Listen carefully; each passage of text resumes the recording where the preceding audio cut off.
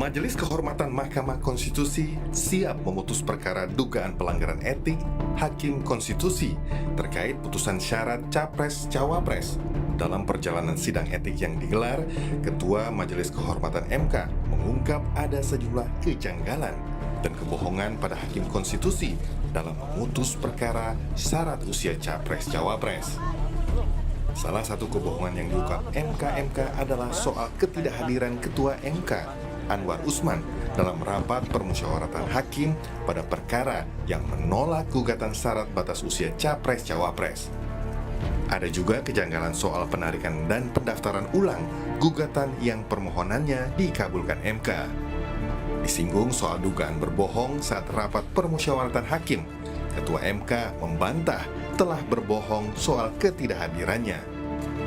Ia mengaku sedang sakit namun memaksakan masuk kantor setelah minum obat yang berakibat ia ketiduran. Allah, saya sumpah lagi di Bejalir, saya memang sakit.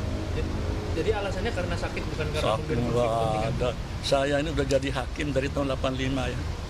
Alhamdulillah, saya tidak pernah melakukan sesuatu yang menyebabkan saya berurusan seperti ini.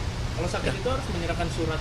Saya sakit, tetapi tetap masuk, saya minum obat, saya tiduran. Seluruh keterangan dari Hakim Konstitusi telah diperdengarkan di sidang etik Majelis Kehormatan. Keterangan saksi dan ahli juga sudah dimintai.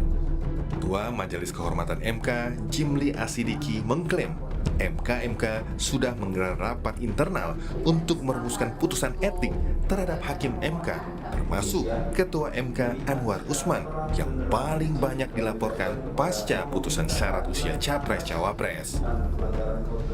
Kami sudah tuntas mengadakan pemeriksaan semua hakim dan bahkan ketua, diakhiri dengan pemeriksaan kembali ketua, konfirmasi, mendengarkan pembelaan dirinya, rapat intern. Kita sudah buat kesimpulan, tinggal dirumuskan menjadi putusan dengan pertimbangan yang mudah-mudahan bisa menjawab semua isu. Sidang putusan etik Majelis Kehormatan MK akan digelar pada Selasa besok. Putusan ini ditunggu semua pihak karena menyisakan tanda tanya apakah berpengaruh atau tidak pada pencalonan putra sulung Presiden Joko Widodo, Gibran Rakabuming Raka di Pilpres 2024. Tim Liputan Kompas TV.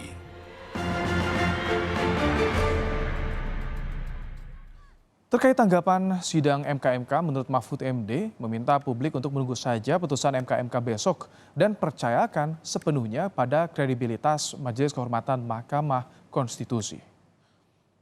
Seperti apa, Pak? Ya, kita tunggu aja. Saya percaya pada kredibilitas Pak Jimli. Apapun putusannya nanti kita tunggu dan tunggu juga reaksi publik akan menentukan juga. Berarti putusan 90 bisa dianulir dong, Pak? Dan konsekuensinya Pak, tunggu besok aja. Bakal Cawapres Gibran Rakabuming Raka juga memberi tanggapan soal putusan Majelis Kehormatan Mahkamah Konstitusi yang digelar 7 November besok. Gibran meminta publik untuk menunggu saja putusan MK. Sementara saat ditanya jika putusan MK bisa mempengaruhi pencalonannya sebagai bacawa pres pendamping Prabowo, Gibran kembali menjawab tunggu saja.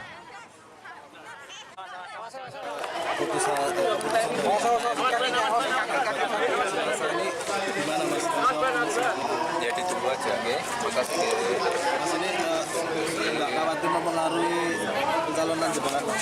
Ya ditunggu aja keputusannya, Makasih.